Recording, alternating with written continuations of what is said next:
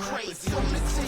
Your opportunity, your opportunity, your opportunity. To survive during the crisis for any business, it's very important to be concentrated on high-value accounts. It could be very strong, survival strategy. Turn your marketing strategy into communication strategy. Because if we want to attract, high-value accounts, it means that they have pretty much long, buying cycle. Go to the fields, go to the market, try to collect some insights, try to follow marketing trends, and try to understand and explain to your team what's happening and why. When you see who your potential audience could be based on your existing high value clients, high value accounts, it means that you know what kind of touch points you can make with them.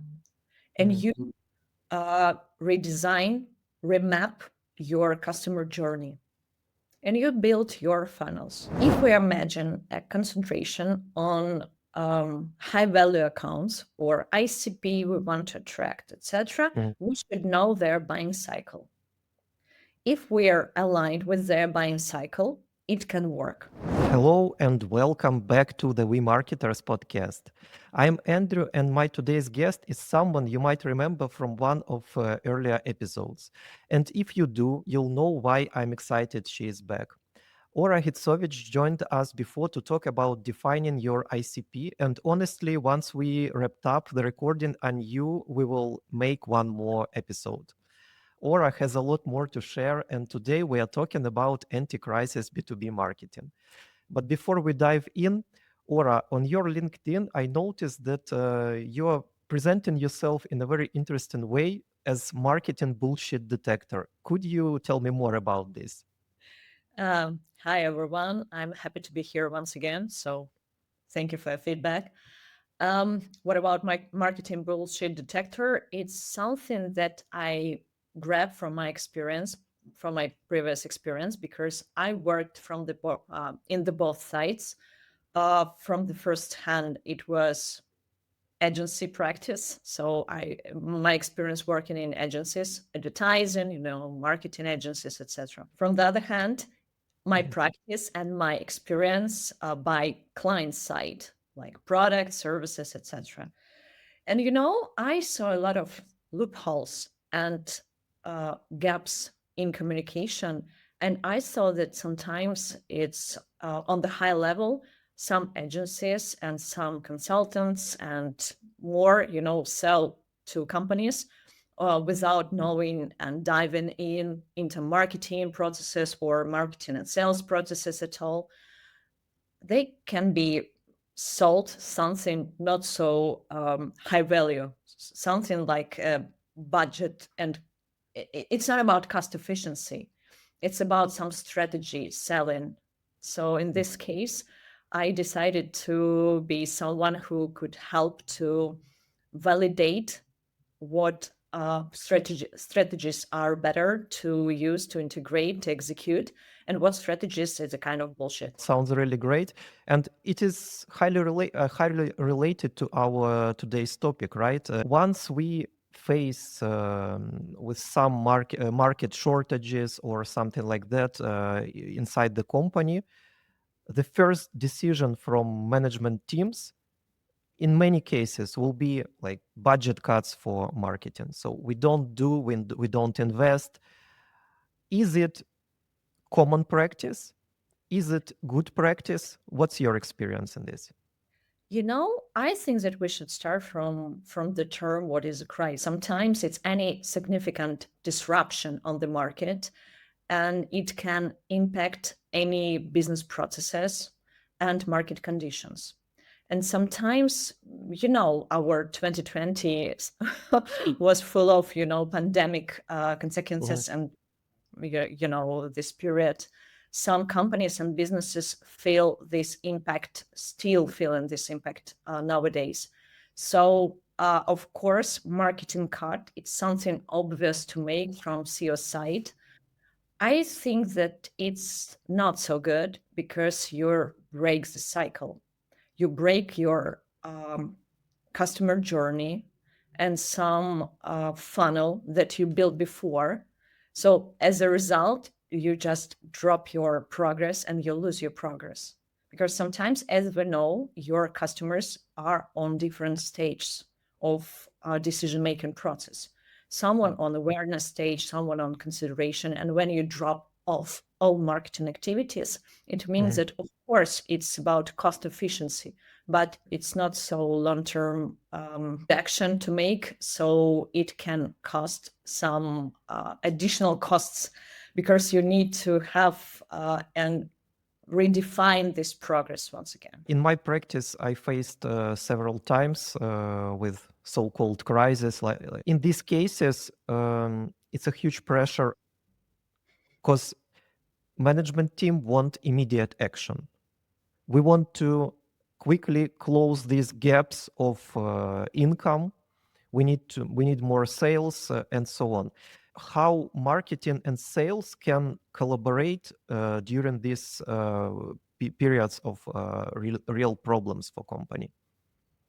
I'm afraid that there is no quick wins here if we're talking about B2B marketing, because especially I work with SaaS.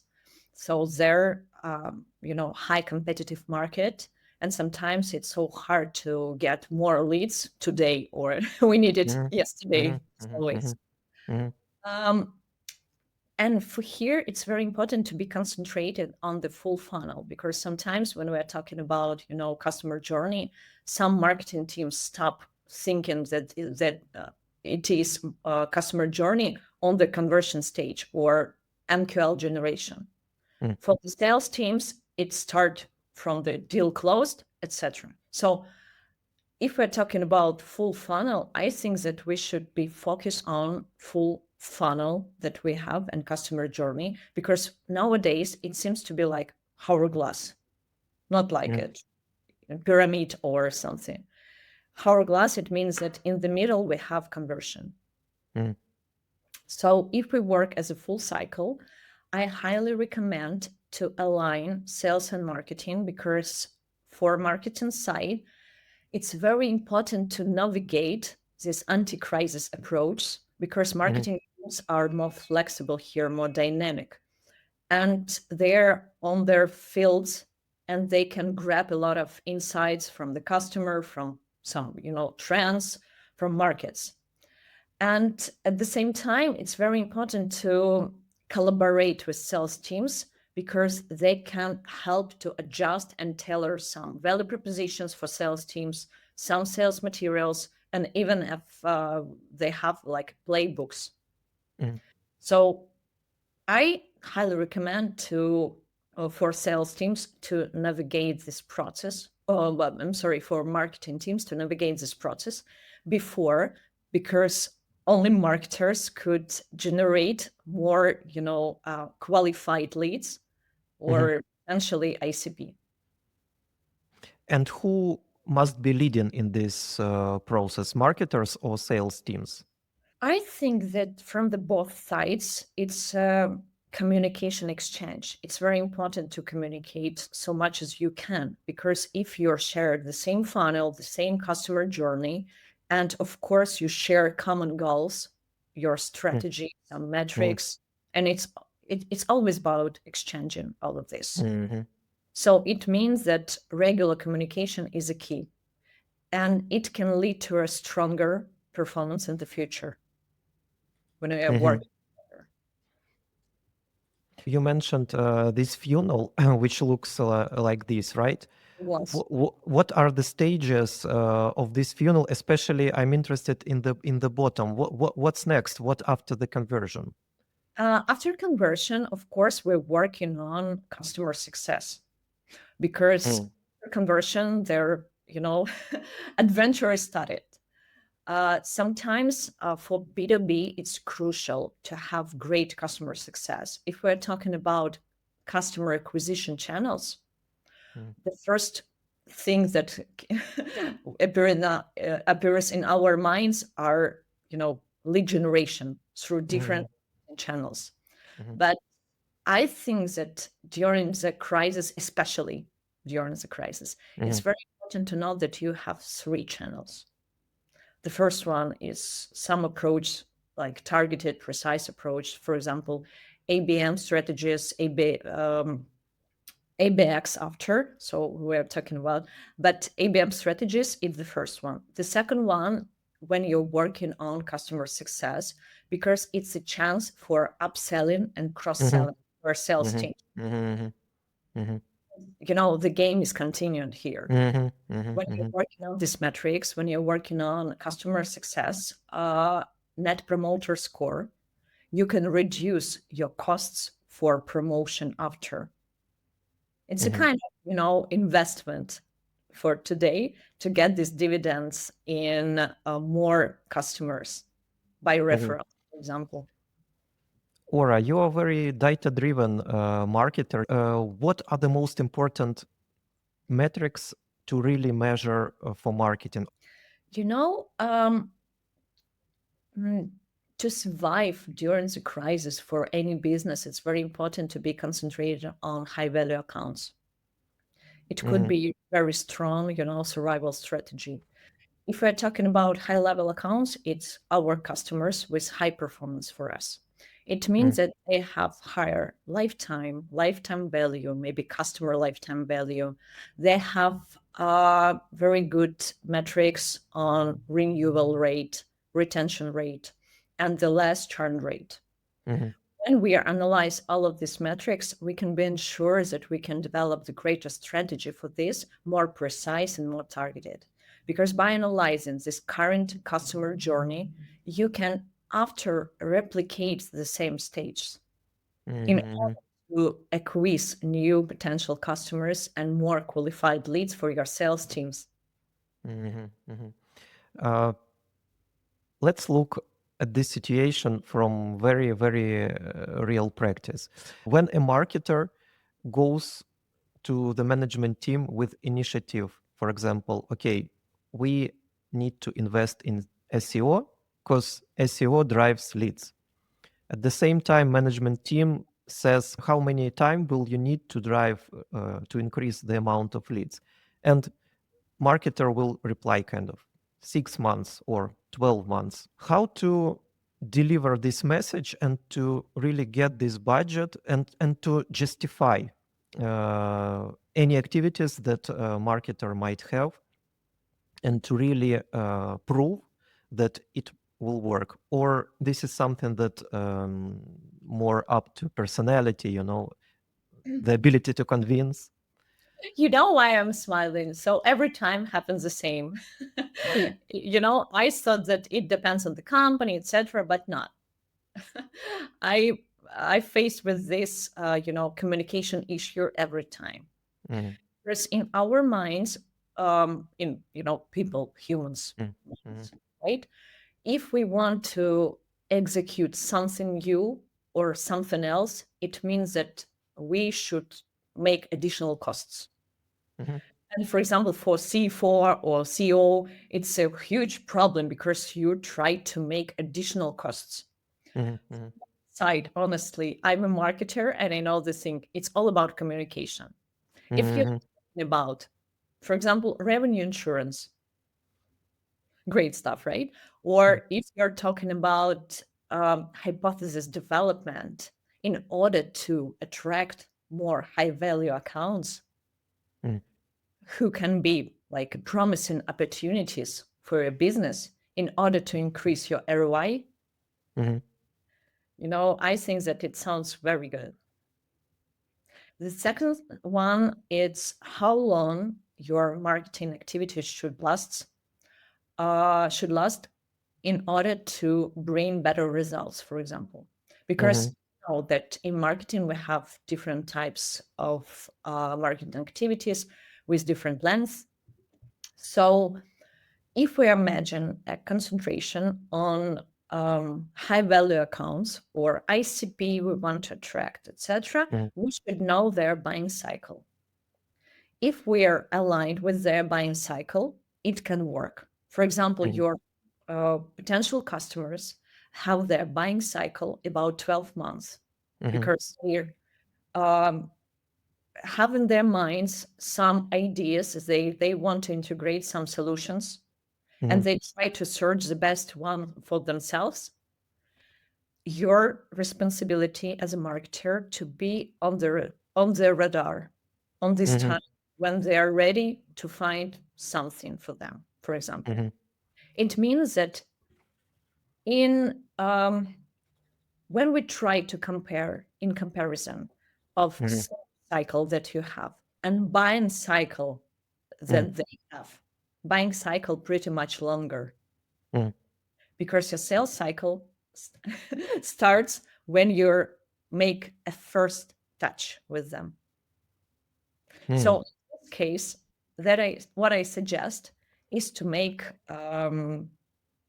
it's to provide marketing activity that aligned with buying cycles. It depends on your ICP, on your audience, of course.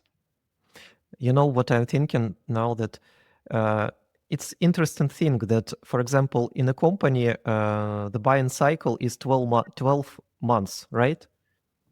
And stakeholders, they want to bring clients right away. And like, how to bring client right away if the buying cycle is 12 months, right? Yeah. So, and it's matter of measuring, right? So for this reason, by having your hand on your pulse, of course, you should evaluate every time these metrics that we mentioned and follow your customer journey to analyze these processes in order to replicate them after. So if you have your data in your hands, marketer, it's very simple to explain what you plan to do with this. For example, you want to attract, more high value accounts with top performance.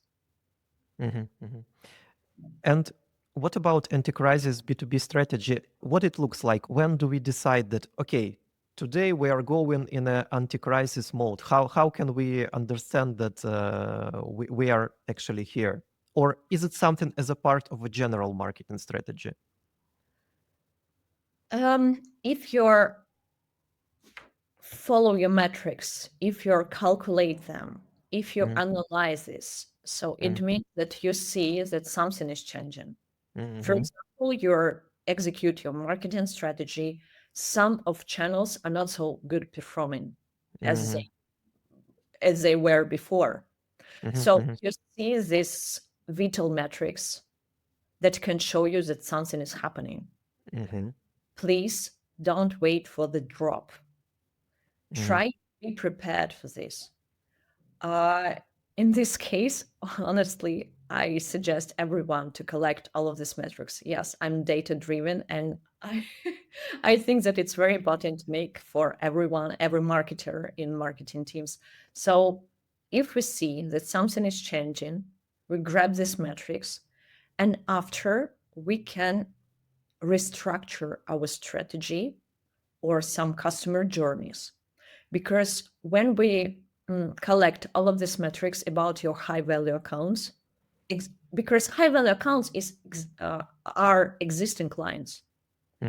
You want to build something like ICP during the crisis, you should replicate some stages or some features of existing clients in order to attract new audience. So how it can look like, for example, updated strategy in your Gantt chart or some task management systems where you do it like a marketer. So it depends, Miro boards or something. So you see that you have the plan and you need to integrate something like change there. For example, also additional A/B testing. If you see that something is happening, you feel these points, and you can add A/B testing and test headlines on your landing page, or you can test subject lines in your sequences. If you see that something is changing, if you see a relation in these metrics, you should be prepared and integrate maybe new steps or something like activities in order to, to test it after. And you mentioned channels. What channels do you prefer to use to get quick wins and to invest in long term, on the contrary? For me, it's not about channels, it's about their mixture and combinations. We set some goals. If we want to achieve it, if we want to attract some new customers, we need to understand what touch points during their customer journey we can make with them in communication. So in this case, during the crisis, it's very important to turn your marketing strategy into communication strategy. Because if we want to attract, high value accounts, it means that they have pretty much long, buying cycle. If we build these touch points, the key is in consistency building. Of course, it's very important to have this marketing attribution and make decisions based on, last clicks. But when we're build this customer journey during the crisis, it's very important to make it consistent. And it's so hard to grab one or two channels. If we break down the anti-crisis marketing process, what main stages do you see there? Where we start and where we go? The first one is to understand what's happening in your business. So grab these metrics, analyze it, and try to build lookalike audiences. If we are talking about ICP, it's your potential customers. And they have their features like industry, company size, buying cycle, buying stage. And your communication strategy or / marketing strategy should be based on their pain points, their challenges, and your value proposition tailoring. And when you see who your potential audience could be based on your existing high value clients, high value accounts, it means that you know what kind of touch points you can make with them. And you redesign, remap your customer journey, and you build your funnels. After that, you build your strategy, like anti-crisis strategy for this. And after you develop this key messaging and also help your sales teams to tailor their sales materials and grab new value propositions to communicate. So if it's a line system, you should be prepared to be flexible and build hypotheses and validate them at the same time almost. So when you develop this strategy, you should, as you mentioned, you should approve this strategy and this budget to test or to save with your C-level. And after approval, of course, you should execute it. I suggest to be so precise and targeted because during the crisis, if you have one shot, you should be so precise to make it. Let's assume we are not in the crisis. We have good revenue. We are happy, a lot of leads. At the same time, we should be prepared, right? So the question is, what can we do today to overcome these possible problems and to be prepared for the crisis in the future? Because it's fluctuations, right? Well, yeah. Maybe if I can make one advice to be prepared, please build hypotheses around your ICPs, around some markets that you can work with. Because sometimes in our dynamic world, we have a lot of global events that have impact on your, business processes. So you should make this preparation around your potential clients, of course. And also, please, you should understand some trends internally and what your companies have.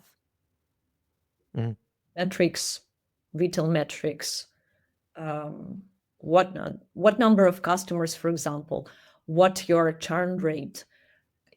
Because if you see these metrics, for example, for the last 6 months, you can Mhm. make good conclusions by analyzing all of these metrics, and you can make more data-driven decisions after. And what about very practical things like just an example? Our website traffic dropped in March after the recent Google update. I think maybe almost 50%. I started paid advertising campaign, to balance the loss of traffic, at least to do something in the short run. Maybe you have some other very practical things that we can do, or just to keep in mind for future. How can we um, overcome these problems and have quick wins? The first one is pipeline generation, as you had your traffic on your Mhm, website. The mhm, second, mhm, customer success. And the third one, it's very important, is re-engagement strategies for your old pipeline that you had mhm, mhm, mhm, before. Old leads with stages like lost, contact later, or something similar. mhm, mhm, mhm, If you work on these three channels, it's mhm, not a problem for you because you're prepared. mhm. It's something like a safe mode. Yeah, yeah, yeah, yeah. I like it. Like it.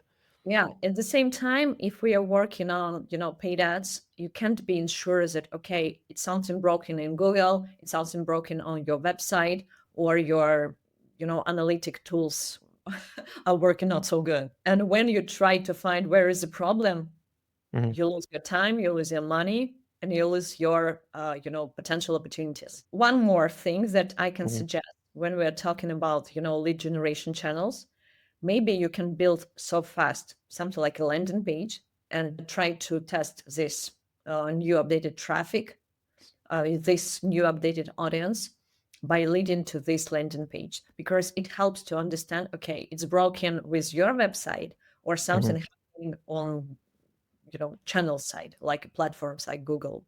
Because we can, as marketers, we can't be um, in this interconnection with Google such close. mhm, When mhm, something happening on their site, we lose we lose our money and potential. Do you remember this bot case from Google when mhm, we faced with a lot of bots from mhm, Google? mhm, mhm, mhm. Yeah. Yeah, it was a huge problem. We integrated a lot of tools like ClickGuard Mhm, to save from these bots, but mhm, mhm, it's not our problem, really. But we're not safe here. At the same time, you should use maybe additional channels.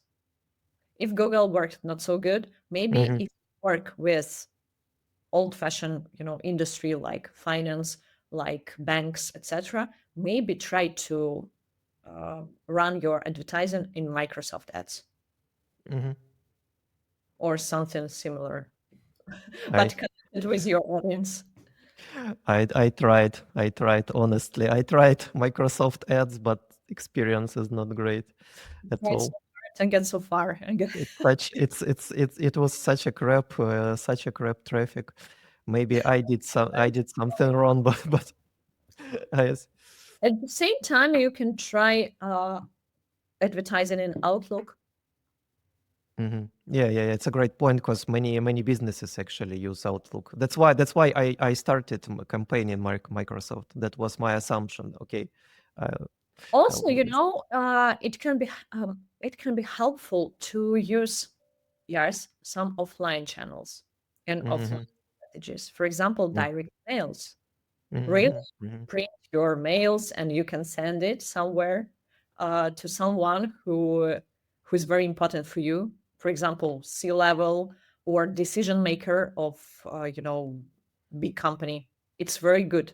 It's because we are living in digital, but not we're living in our offline space. yeah, yeah, yeah, yeah. If you talk about events, as very good, channel to generate some customers, because it's all about connections, network, and face-to-face communication. Mhm, mhm, You mhm, like it, you can integrate this, and maybe it can help to avoid some potential problems in Google. mhm.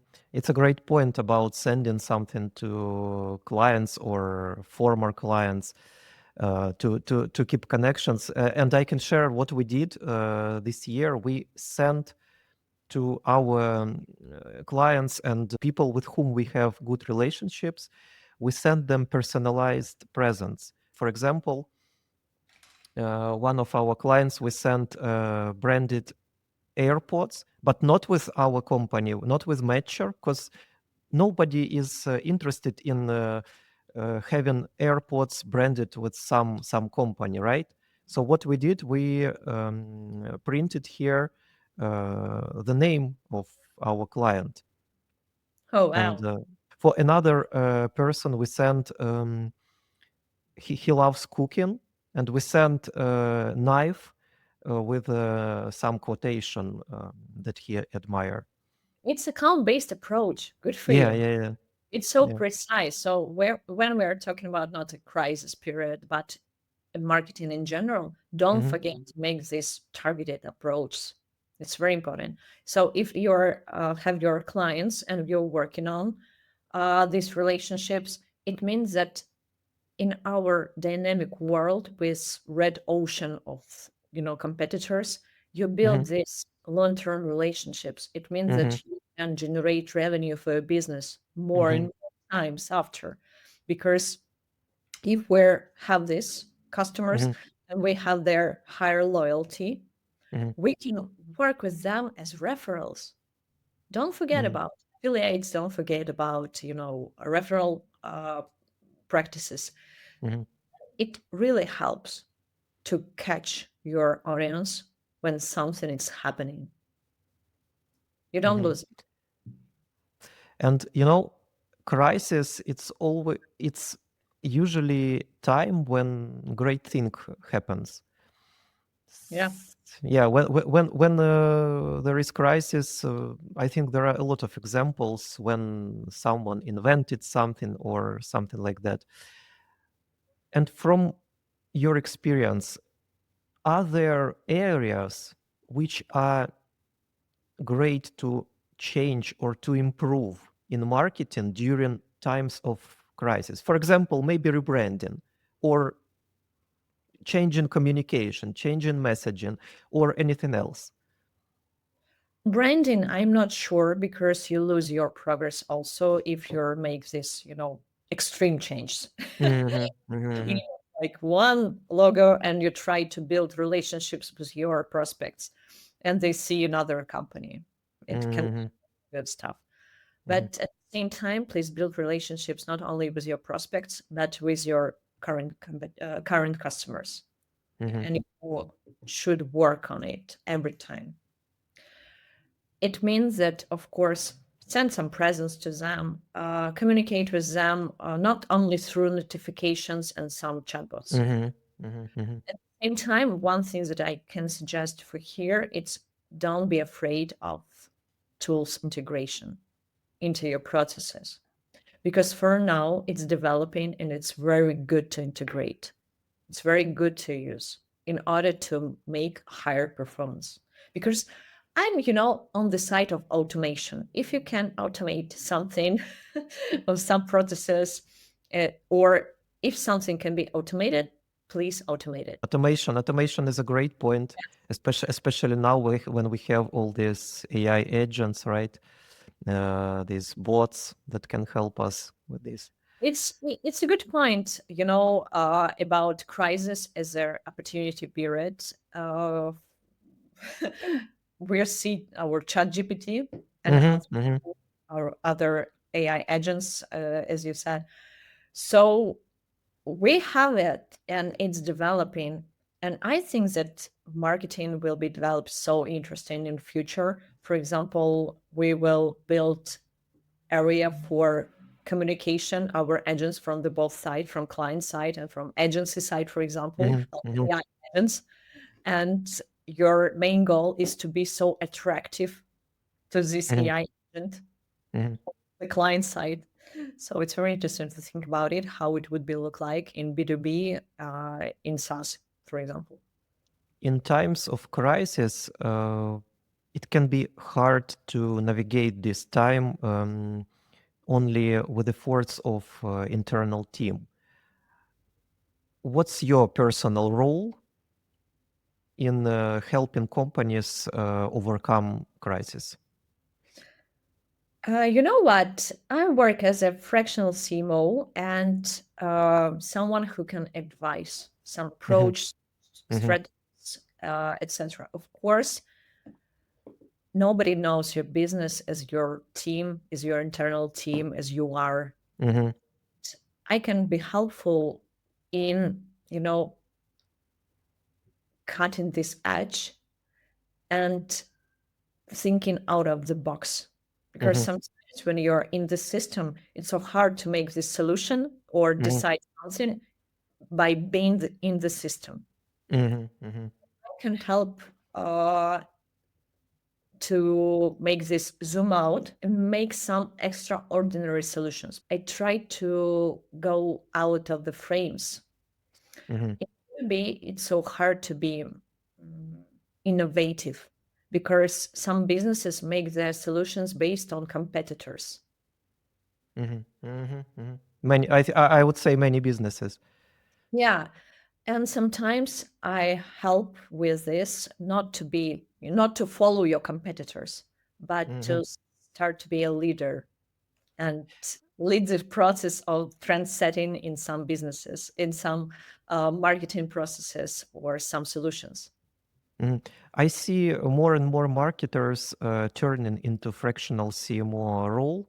What does it look on practice? For example, let's take maybe our company. Like I'm head of marketing, right? We have our processes, so we do marketing fully internally. What it looks like? You become part of the team, or you become kind of advisor. Yeah. It depends on your needs. If you need Mhm, someone with whom you can communicate and try to develop new solutions or new fresh ideas for your business, of mhm, course, I'm working as advisor here. mhm, Sometimes I can work as a dedicated team and not only develop some strategies but execute them. It's all about challenges you have. For example, you meet this drop in metrics, and you don't know why. Uh, mhm, mhm, my last consultancy was this based on this. mhm, So some CMOs, they don't know what's happening and why. And I try to help make by making this, zoom out, as I said, mhm, mhm, and mhm. try to find what's the problem. What is the loophole to solve it? To a B2B marketer who is facing a crisis in their company, what will be one piece of advice from you where to start? Go to the fields, go to the market, try to collect some insights, Mhm, try to follow marketing trends, and try to understand and explain to a team what's happening and why. mhm, mhm, mhm, You generate some hypothesis, and this hypothesis can be a background or a basis of your future anti-crisis marketing strategy development. It's the time for brainstorming, and of course, it's time to elaborate some team members from your marketing teams, from sales teams, see mhm, mhm, maybe someone from customer success teams or account managers who work with your customers, and mhm, understand what's happening just by discussing it. mhm, mhm, mhm, Your ideas and hypotheses, someone from your team can collect also, and you make something like ideas exchange. mhm, Find out, okay, what could influence, what could be the impact, and why these business processes are changing. Why we have mhm. this breaks, why have less customers, for example, or less prospects. And this will reduce pressure from marketers, right? Yeah, because we're on the front. Mm-hmm. It's so simple to blame someone from the front because Mm-hmm. we're pioneering sometimes in some activities, in Mm-hmm. some responsibilities. And it's, I don't want to call it like responsibility sharing. I just want to make this alignment because all of you do, Mm-hmm. it's for business success. It's, aimed at business results, goals, and Mm-hmm. Mm-hmm. business ROI. So in this case, you're all responsible for these processes, but from your department and from your side. Yeah, yeah. It's a great point. Yeah. Ora, thanks a lot for sharing your wisdom, for sharing your insights on anti-crisis B2B marketing. What's the best way for our listeners to connect with you? I think that LinkedIn can work. Yeah, yeah. And also you have website, right? Yeah, sure. I have website and I add some links there in my LinkedIn profile. So Mm-hmm, mm-hmm, you're mm-hmm. warm and Yeah. welcome. By the way, great design of your website. Thank you so much. I love it. It's one of my favorite. Yeah. Ora, thanks for joining me and bye bye. Thank you so much. Bye. Winning is crazy. Your opportunity, your opportunity.